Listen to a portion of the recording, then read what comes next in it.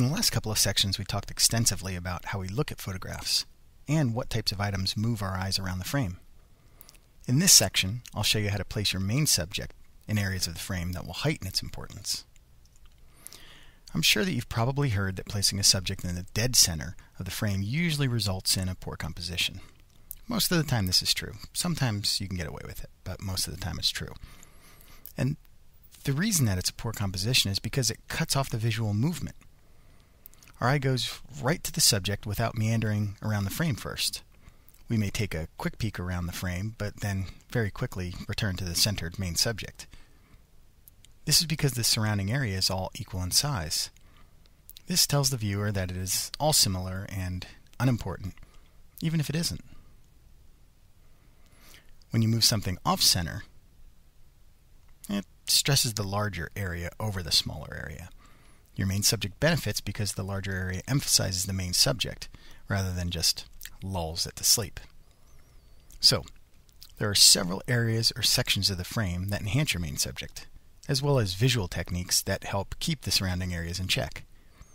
Let's start with the oldest known compositional theories, the golden mean. The golden mean is found from creating a rectangle using the divine proportion. The divine proportion starts with a ratio of 1 to 1.6. You can then apply that ratio and make a rectangle. Now, let's fill up the screen with the rectangle. When you return to the meeting point of your two lines, you get the golden mean line. Or you can have the golden mean on the other side as well.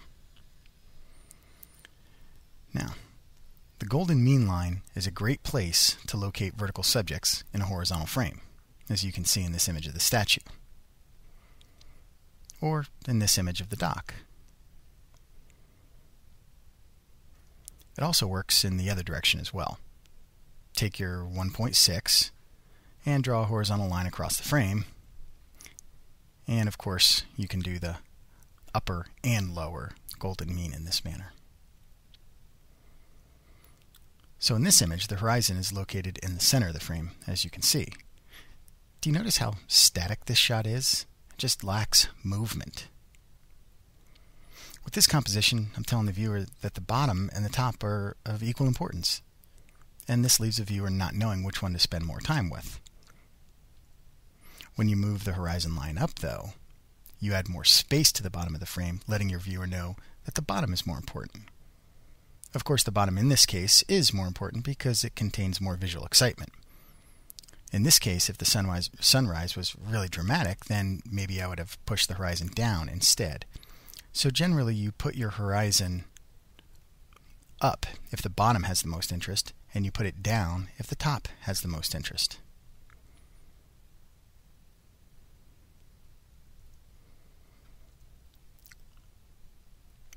Same sort of thing in this shot.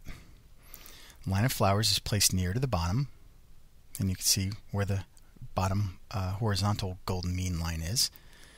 But your subjects and horizons don't always have to be placed directly on the golden mean. With this shot, you can see the waterfall doesn't line up with the golden mean at all. But it's not really in the center either, and that's what's most important. You can feel the overall balance to this frame. More area on the left, more weight on the right, the frame balances out. Subjects can, of course, be placed at the center of the image, but in most cases, just off-center is better, along the golden mean lines. But remember, you don't have to be exactly on the golden mean line, just in the vicinity. Play it loose here. So in this example, the tree is roughly located on the golden mean. Same thing in this shot.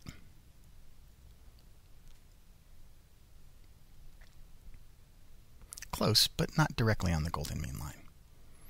And again here in the shot of Yellowstone, in the vicinity of the golden mean line.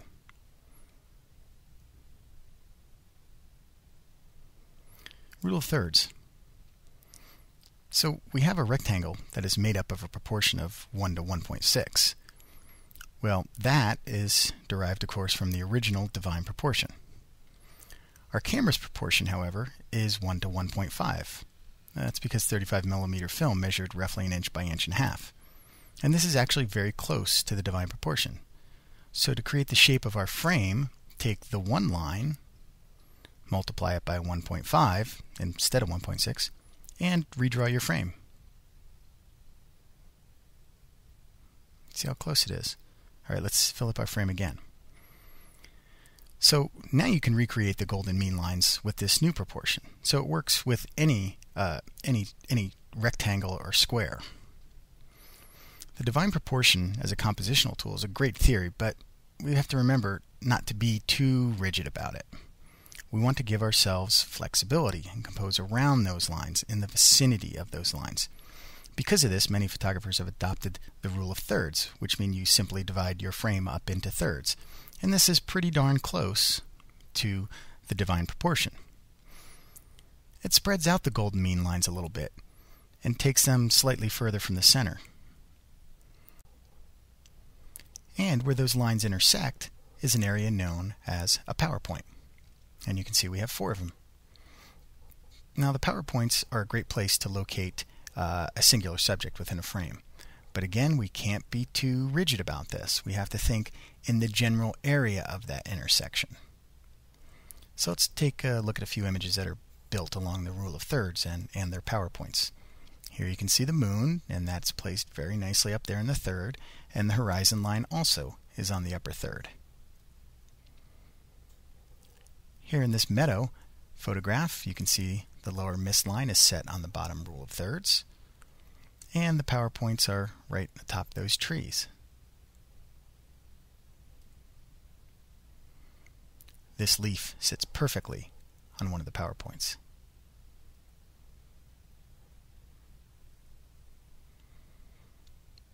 Here in this photograph of El Capitan, obviously the mountain is my main subject, but this is the brightest area, so this is generally composed around a power point.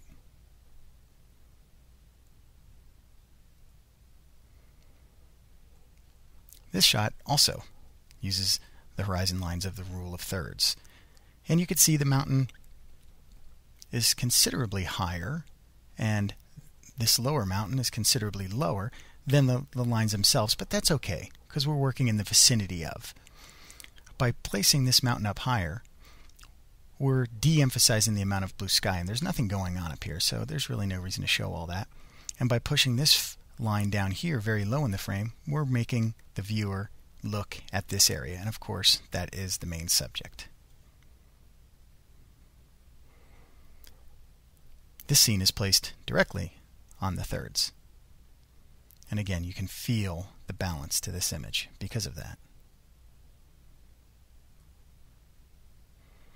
Here we've got an orange mountain right on the power point, horizon line right on a third, and even a rock on the lower third.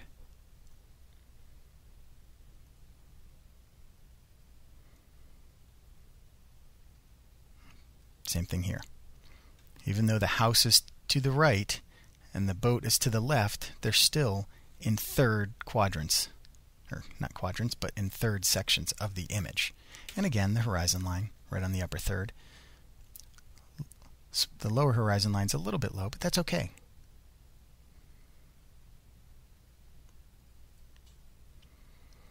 This tends to push the limits a little bit of the thirds, but I feel that it's fine. The idea is that this area is pushed close to this. It's from here, it's just pushed up a little bit. And what that does is it makes us focus on this area, because this horizon line is so low and this is so high. Again, we're forced right into here. You can compose portraits in the same manner. This is photographed on the thirds, as is this one.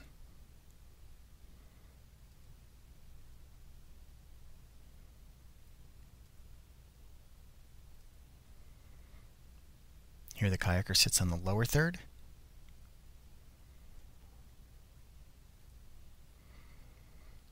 And in this image, we have just a little bit too much space above this woman's head. And we also have a lot of space down here that's not really defining the area. So let's take a peek at a recomposition. By moving her head closer to the top of the frame, we have actually more impact from her face. We're paying more attention to her face itself. Also notice I didn't crop out the hands. I just left them a little area to breathe here around the corner. In portrait photography, you don't want to cut people at the joints, the elbows, the wrists, the fingers, or the knees.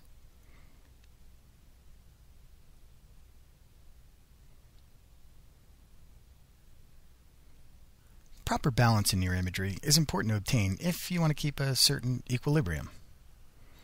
Now, balance in the physical sense, of course, depends on real weight, but in photography we were thinking of visual weight. We can recognize objects that we know to have real weight, such as these stones on the shoreline, and equate them with visual weight.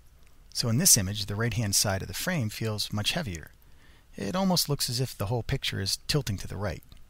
The mountain, the fall trees, and the stones all have a lot of visual weight. There's really nothing on the left side of this frame that's heavy. Imagine the scene resting on a seesaw. Obviously the right side would go to the ground while the left was lifted into the air. But when you push the heavier subject closer to the center, you can feel the weight shift. This frame feels much more balanced, I think. It's like having the heavier child at the playground move up on the seesaw. Notice how in this image the tilt of the metal column in the center makes the frame seem a little off balance. Now it's not real bad, this is okay, but I prefer this shot. I think this is a better balanced image.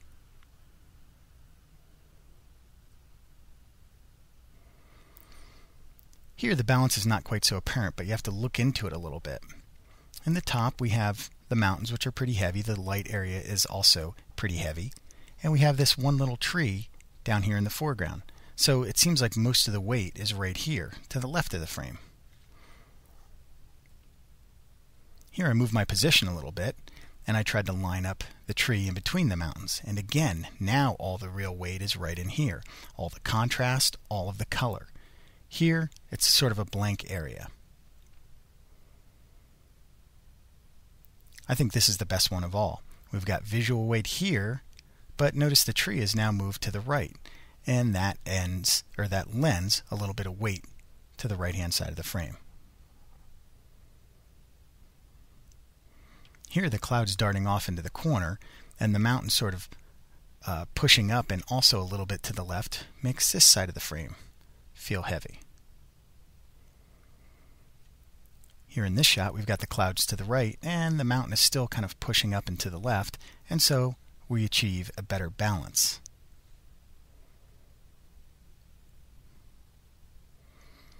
Now there's nothing wrong with the composition of this photograph, but when you have a subject that's up high and there's nothing below it, it kind of gives the idea that it's actually going to fall down, or there's a tension being set up in the frame. When the flower is closer to the bottom, it feels more settled. So in this case, it's not a matter of right or wrong, but which do you prefer? As we said in the first image, when we see things that we know are heavy, like these rocks, we imagine them having a lot of weight. So if this larger rock was on the top, it would feel like the rose in the last photograph, like it was just going to fall down. But because it's closer to the bottom of the frame here, it again feels settled.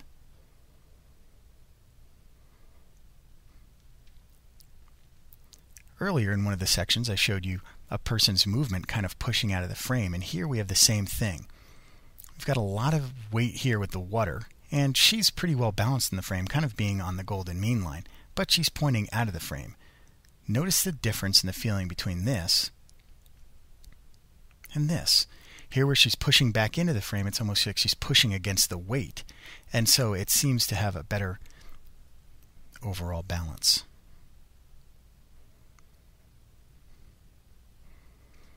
This shot has got a very complex balance to it. We've got a light area in the upper right here, which kind of adds some weight to it. And this is almost in the dead center, not quite. And then one small rock out here. But for some reason, it does feel balanced. So it can be very obvious or it can be very subtle. So think about paying attention to the way your objects feel as far as weight goes in a photograph. Framing. This is one of those techniques that's often abused or overused. And I think this is a classic example of where it does not work well at all. Here, we're obviously trying to frame the mountains, but the trees themselves are the framing, but the trees themselves are dark and they're contrasty. And so, because it's a high area of contrast, our eyes go to these trees first and stay there rather than going back to the mountains. Now, of course, we eventually get back there. There's no question of that. But this adds like a real stopping point to you moving into the frame. Now, when you take that same scene and surround it with the framing area, and now the trees have a reason to be here because we can see other green that goes along with it, this is a better job of framing. This I also think is a form of framing. Here the waterfall is the main photo or the main subject, but the trees are obscuring it just a little bit. Not too much, but just enough. Also, over on the left-hand side, we have a repetition of the trees in the foreground. Framing is always worse when the framing area sticks into the frame and it has no physical relationship to what's going on in the rest of the image. And that's where most framing fails. Another type of framing. Here we've got a mountain reflection, and it's really being framed by this green area. So this is a subtle form of framing. It's not quite so obvious as the first example.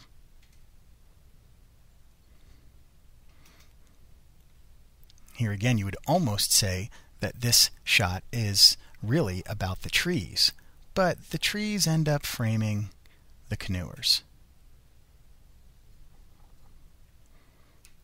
Background has relationship to the foreground subject, therefore the whole image ties together and the frame works.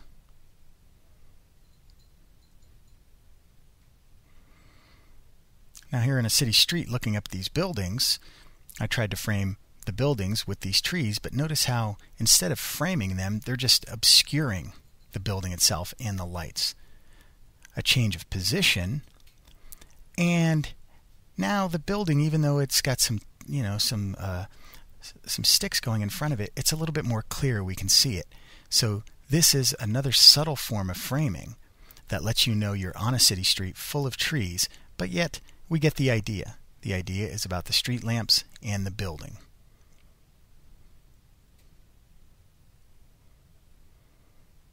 Now here comes a tricky one. I did a lot of examples of this. This is the arch in St. Louis. This image has no framing at all, and the sky looks pretty vacant, and this is not a bad image. It's an okay image, I think. But you could also try framing it. Now in this shot, this is that example of where I say the trees themselves have no physical relationship to anything in the background.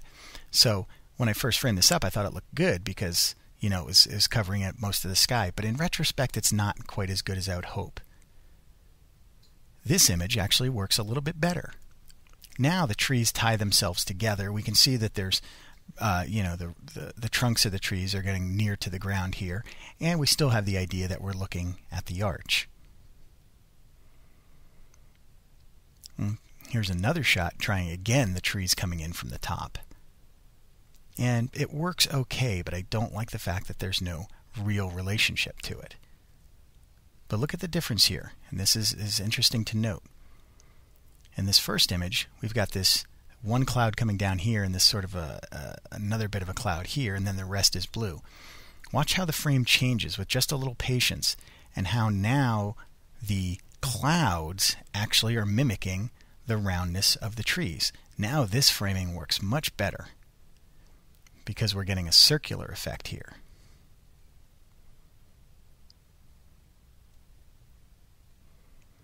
And this one also works a little bit better.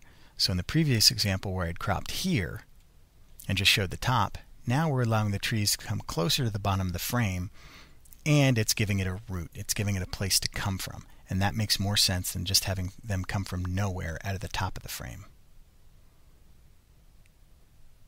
And then without any framing at all.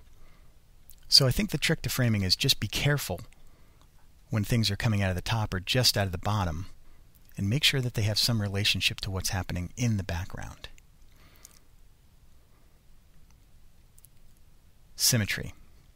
This can be a tricky one, and it's one I fall prey to a lot. Everybody has their own little knacks in photography, and mine just happens to be that I love everything to be in order. Have to be perfectly symmetrical, and in this case it's just two perfectly symmetrical. The windows are identical, the tree is in the dead center, and everything from right to left is pretty much the same. As needed as this may look for a moment, it quickly becomes very, very boring. But you take an image like this where the windows are the same side to side, and now you have just one window box of flowers, and that adds for a sense of interest, gives us a place to rest. This is kind of like the idea behind texture and pattern. We need that little park bench in the middle of the park. Some place to sit down and have a rest. In this shot, again, everything from right to left is exactly the same, but we have just this one little jutting diagonal. And that's enough to break up the monotony of the complete symmetry.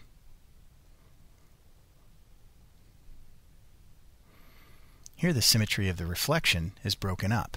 If I'd have cropped it right above these sticks, then the bottom and the top would be precisely the same, and it would become quite boring, even though the mountains themselves are quite extraordinary. So by adding these sticks in the bottom, I've broken up the symmetry.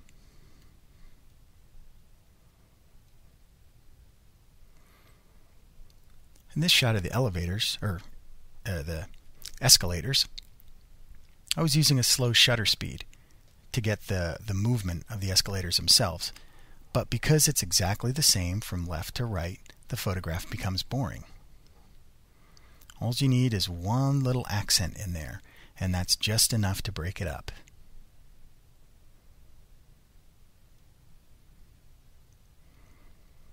Now this is a shot it's fairly difficult to photograph. You can imagine what the top of the mountain looks like because you can see its reflection here, and this is a better look at it, and it's just a very difficult place to photograph because of the symmetry. And so what I ended up doing was just including a little bit of the top of the mountain and more on the bottom, and now I'm seeing into the lake bed, and so now the symmetry is broken up.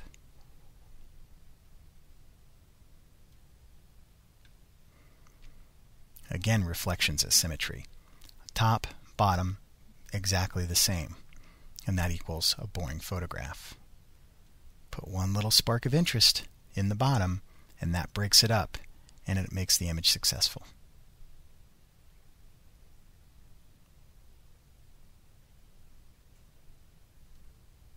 So in the next section, section 5, we're going to go over different lenses and how different lenses can alter your compositions.